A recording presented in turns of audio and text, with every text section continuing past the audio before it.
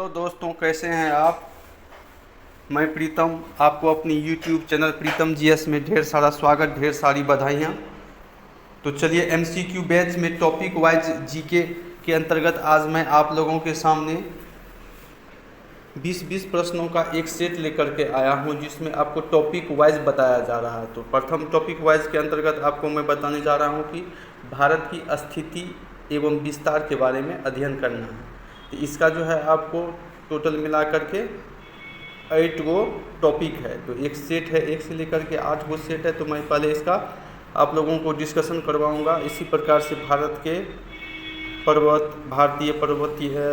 पर्वतीय दर्रे, इस सब के बारे में आप लोगों को मैं डिस्कशन करवाऊंगा। कृपया ध्यान से देखें, ध्यान से सुनें। तो 1 नंबर मैं पहले टच कर दे रहा हूं। तो 1 नंबर से दिया हुआ है कि प्रथम क्वेश्चन है कि प्राचीन भारतीय भौगोलिक मान्यता के अनुसार भारतवर्ष किस द्वीप का अंग था। तो आपको दिया हुआ 1 से लेकर के A से लेकर D तक दिया हुआ पुष्कर द्वीप, जम्बू द्वीप, कांच द्वीप और कुश द्वीप। तो इसका सही उत्तर होगा जम्बू द्वीप। यानी कि भारत के कुल कितने नाम हैं? एक आर्यावाद, जम्बू द्वीप, भारत, इंडिया और हिंदुस्तान। टोटल 5 नाम है भारत के वर्तमान में 5 नाम, भारत के 5 नाम है, लेकिन वर्तमान में अभी 3 नाम ही प्रचलित है। कौन? इंडिया, एक है इंडिया, दूसरा है आपको भारत, तीसरा है आपको हिंदुस्तान।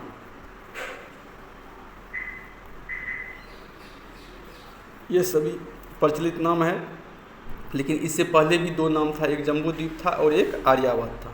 नंबर 2 में दिया हुआ है कि सर्वप्रथम इंडिया शब्द का प्रयोग भारत के लिए किस भाषा में किया गया। तो उर्दू, ग्रीक, फारसी और ये अरबी। तो इसका सही आंसर होगा ग्रीक भाषा। तो भारत की मुख्य भूमि की दक्षिणी सीमा कौन है?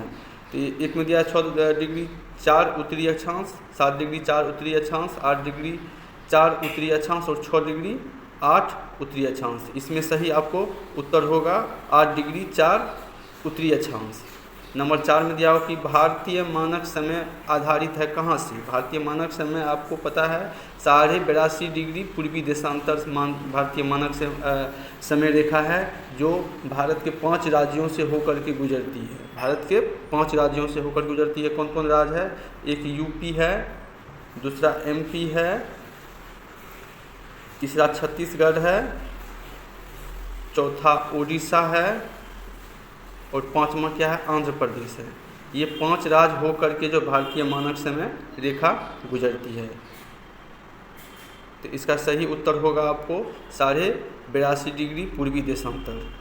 5 नंबर, भारत का पारमाणिक समय उस स्थान का स्थानीय समय है जो स्थित है। कहाँ स्थित है? दिल्ली के समीप, कोलकाता, इलाहाबाद, भोपाल के समीप। तो ये आपको स्थित है उत्तर प्रदेश में, इलाहाबाद स्थित, जो एक स्थान है नैनी। ये इलाहाबाद स्थित है, स्थान है नैनी। तो इलाहाबाद के पास में ही नैनी स्थल है। इसका सही उत्तर होगा आपको इलाहाबाद के समीप। इंडियन स्टैंडर्ड टाइम और ग्रीनविच मीन टाइम में कितना अंतर है? दोनों के बीच में कितना अंतर है? तो आपको पता ही होगा 5.5 घंटा, यानी कि 82.5 डिग्री है। 82.5 डिग्री, 82.5 डिग्री, यानी कि 1 डिग्री बराबर होता है 4 मिनट। तो इसको गुना कर दीजिएगा तो आपको हो जाएगा 6 × 30, यानी कि 330 मिनट हो जाएगा। तो 330 मिनट हो जाएगा। तो 330 मिनट बराबर 5 घंटा 30 मिनट।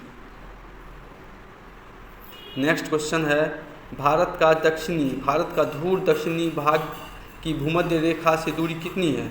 ये आपको भूमध्य रेखा से कितनी दूरी है? ए में दिया हुआ 776 किलोमीटर, बी में दिया हुआ आपको 867 किलोमीटर। तो इसका सही आंसर होगा 876 किलोमीटर। भारत की स्थलीय सीमा की लंबाई कितनी है? 6100, 7516 या 1200 या 15200 स्थलीय सीमा की, और जलीय सीमा की अलग है और स्थलीय सीमा की अलग है। तो इसका सही उत्तर होगा 15200 किलोमीटर। द्वीपों सहित भारत के तटरेखा की लंबाई कितना है? वैसे है 6100 किलोमीटर। इस तटरेखा की लंबाई 6100 किलोमीटर है, लेकिन जैसे ही द्वीप भी इसमें इंक्लूड कर दिया जाए, जैसे अंडमान निकोबार द्वीप समूह, अंडमान और निकोबार द्वीप समूह, ये भी आपको, उसके बाद लक्षद्वीप है, इसका भी चारों तरफ से अगर हमको एरिया को घेर लिया जाए, मतलब इसका भी चारों तरफ से बॉर्डर को अगर हम इसका पैरामीटर निकाल लेते हैं तो टोटल हो जाता है हमको 7516.5 किलोमीटर। भारत की उत्तर से दक्षिण तक की लंबाई कितनी है? उत्तर से दक्षिण तक लंबाई कितनी है? तो 2933 या 3214। तो ये 2933 तो आपको हो गया ईस्ट और वेस्ट, लेकिन आपको ये हो गया 3214 उत्तर से दक्षिण तक की लंबाई। भारत की पूर्व से पश्चिम तक की लंबाई अभी मैंने आपको बताया, ये 2933 से पूर्व से पश्चिम तक की लंबाई, तो 2933। भारत की तटरेखा की लंबाई कितनी है? तटरेखा केवल पूछ रहा है। तटरेखा की लंबाई 6100 किलोमीटर होगा, लेकिन द्वीपों सहित क्या होगा? 7500 कुछ अभी बताए थे, तो इसका सही उत्तर होगा 6100 किलोमीटर। 13 नंबर का क्वेश्चन है, भारत का क्षेत्रफल विश्व के कुल क्षेत्रफल भौगोलिक क्षेत्रफल का कितना प्रतिशत है? तो ये 2.4% होगा भारत का क्षेत्रफल। भारत विश्व के बड़े देशों में 1 नंबर पे आ जाता है आपको रसिया, 1 नंबर पे आता है रसिया, सबसे बड़ा ये क्षेत्रफल वाला देश है। तो भारत क्या स्थान है? 2.4%। भारत के कुल क्षेत्रफल का कितना प्रतिशत भाग पर्वतीय क्षेत्र यानी कि माध्य समुद्र तल से 2135 मीटर या अधिक ऊंचाई के अंतर्गत है? तो कितना प्रतिशत क्षेत्र है आपको? तो ये होगा 10.7%। नेक्स्ट क्वेश्चन है आपको कि संपूर्ण भारत के कितने प्रतिशत भूभाग पर पर्वत और पहाड़ियों का विस्तार पाया जाता है? तो पर्वत और पहाड़ियों का आपको विस्तार पाया जाता है, ये आपको 29.3%। लेकिन वही होगा आपको जैसे स्थलीय यानी कि मैदानी भाग कितना होगा? तो ये आपको हो जाएगा 43% हो जाएगा। नेक्स्ट क्वेश्चन 16 नंबर, संपूर्ण भारत के कितने प्रतिशत भूभाग पर पठार का विस्तार पाया जाता है? तो पठार का विस्तार कितने प्रतिशत भूभाग पर पाया जाता है आपको? पठार का विस्तार आपको 27.7% भूभाग पर पठार का विस्तार पाया जाता है। और 29.3% पर अभी हमने आपको बताया, 29.3% पर क्या पाया जाता है? ये पठार के पहाड़ और ये पहाड़ियों का जो टोटल भाग पाया जाता है 29.3% भूभाग पर। नेक्स्ट है, संपूर्ण भारत के कितने प्रतिशत भूभाग पर मैदान पाया जाता है? जैसे अभी मैंने आपको बताया कि भारत के संपूर्ण भूभाग का 43% भाग पर जो है मैदान पाया जाता है। भारत की प्रादेशिक जल सीमा समुद्र तट से कितनी समुद्री मील की दूरी तक है? समुद्री मील यानी कि भारत का जो है, जैसे ये मैप है,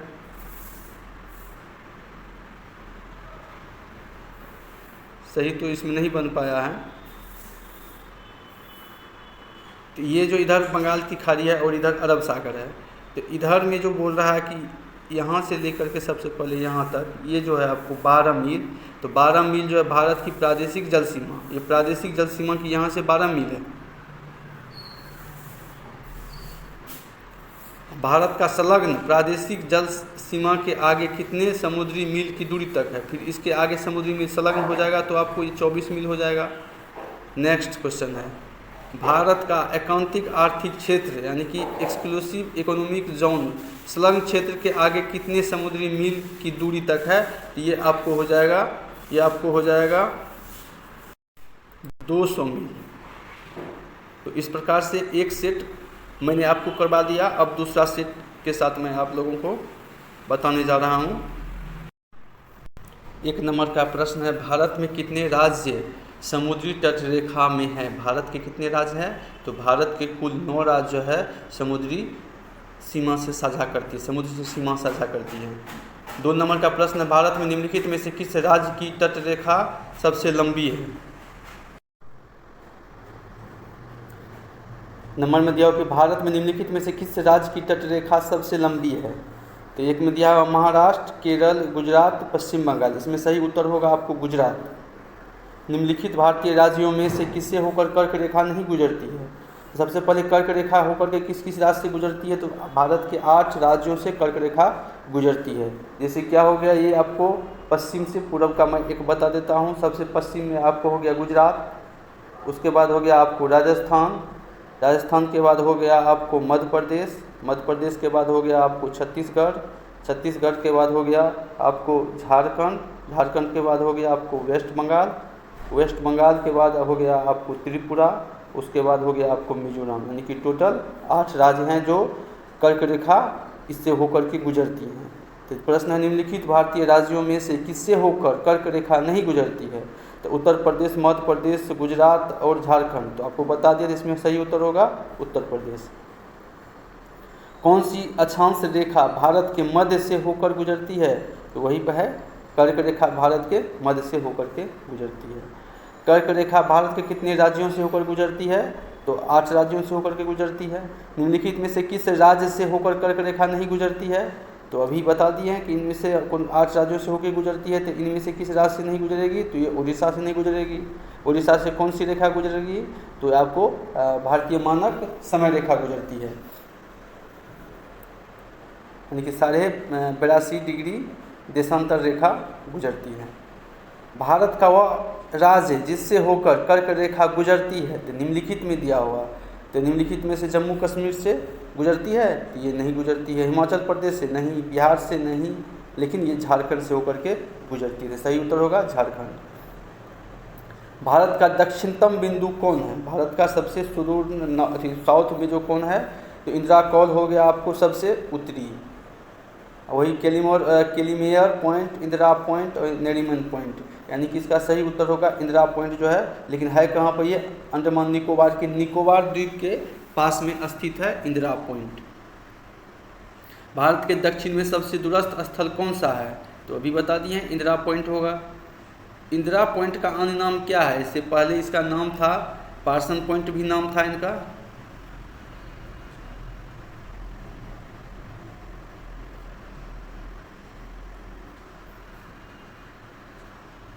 पार्सन पॉइंट भी नाम था, ला हीचिंग था, पिगमिलियन पॉइंट था, लेकिन इनमें से सभी इसका उत्तर होगा।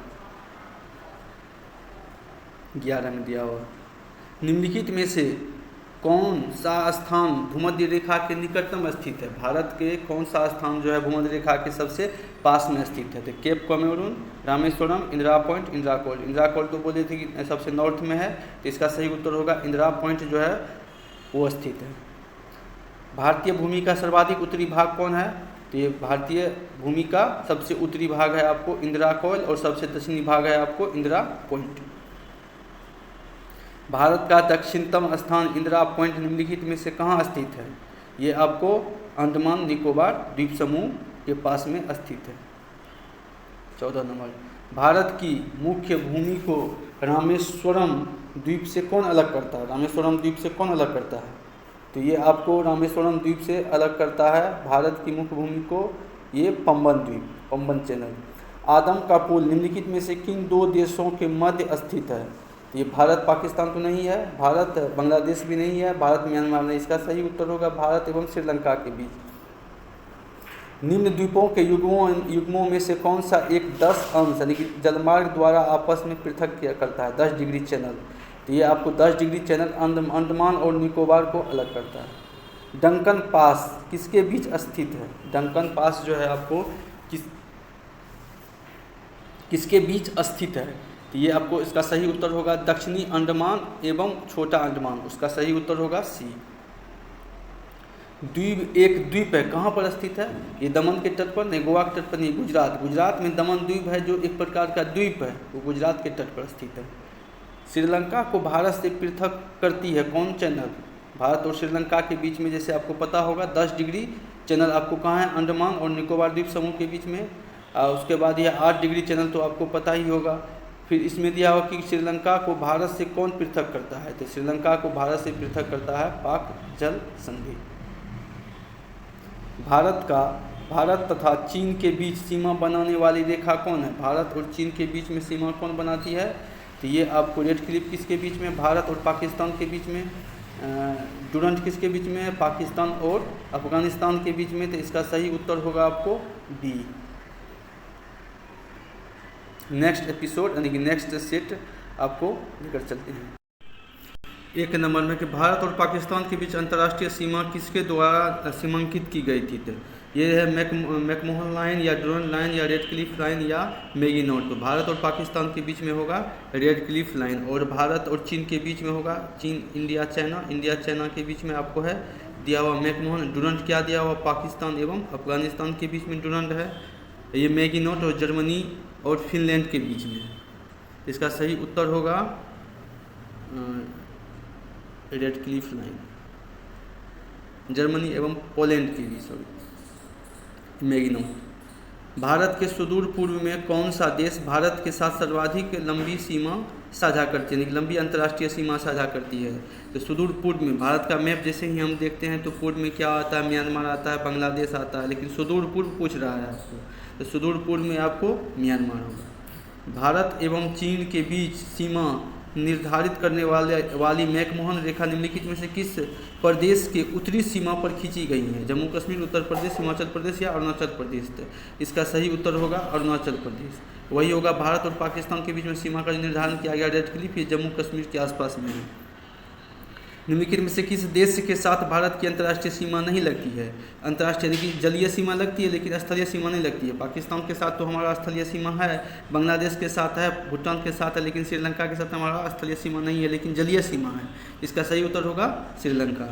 निम्नलिखित में से कौन सा देश भारतीय उपमहाद्वीप के अंतर्गत शामिल नहीं किया जाता है? तो भारतीय उपमहाद्वीप के अंतर्गत शामिल होने वाला देश जो भारत से सटा देश है, समुद्री देश नहीं है बल्कि स्थलीय देश है, तो ये आपका सही उत्तर होगा इसका श्रीलंका है। यानी कि पाकिस्तान, नेपाल, बांग्लादेश तो भारतीय उपमहाद्वीप का हिस्सा है, लेकिन श्रीलंका हिस्सा नहीं है। निम्नलिखित में से किस भारतीय राज्य की समुद्र तटीय सीमा सबसे छोटी है? सबसे अधिक है गुजरात की और सबसे छोटी है आपको गोवा की। भारत की सबसे लंबी अंतर्राष्ट्रीय सीमा किस देश के साथ है? तो सबसे लंबी है आपको बांग्लादेश के साथ, दूसरा नंबर पे आपको चीन के साथ आता है, तो सबसे सही उत्तर होगा बांग्लादेश।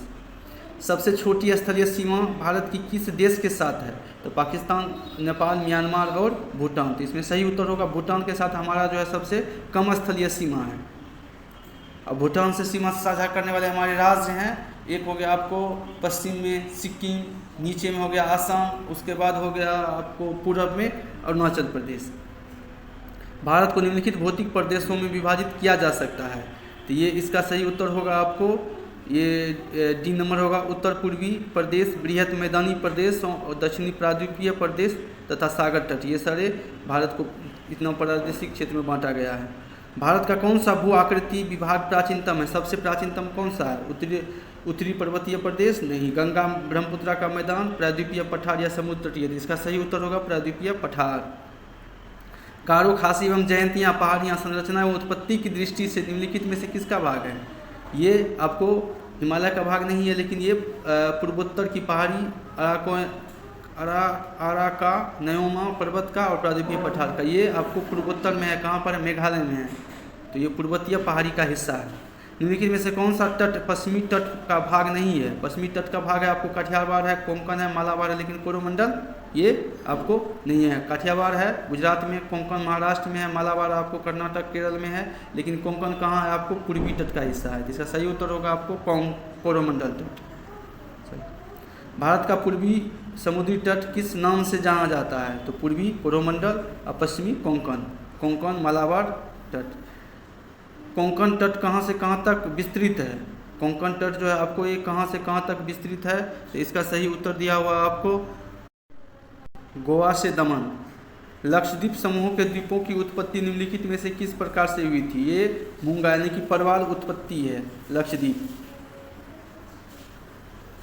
भारतीय क्षेत्र में स्थित दो ज्वालामुखी द्वीप कौन है? ज्वालामुखी भारत में केवल भारतीय उपमहाद्वीप भारत में केवल दो ही ज्वालामुखी है जो आपको बंगाल की खाड़ी में जो है अंडमान निकोबार से जो है पूरब में स्थित है, बेरन और नारकोंडम।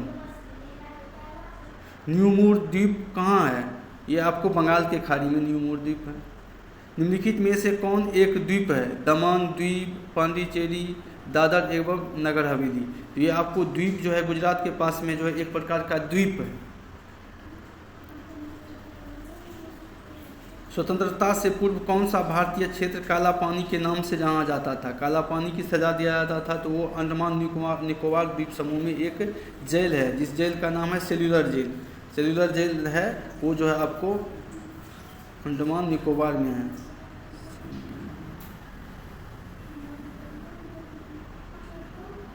सेल्यूलर जेल 20 में दिया। लक्षद्वीप समूह स्थित है, कहाँ स्थित है? ये बंगाल की खाड़ी या हिंद महासागर या अरब सागर में। तो ये लक्षद्वीप कहाँ है? भारत के पश्चिमी में, यानी कि केरल तट से जो है पश्चिम में स्थित है लक्षद्वीप। तो ये क्या हो गया? पश्चिम में, जो क्या है हमारा अरब सागर है।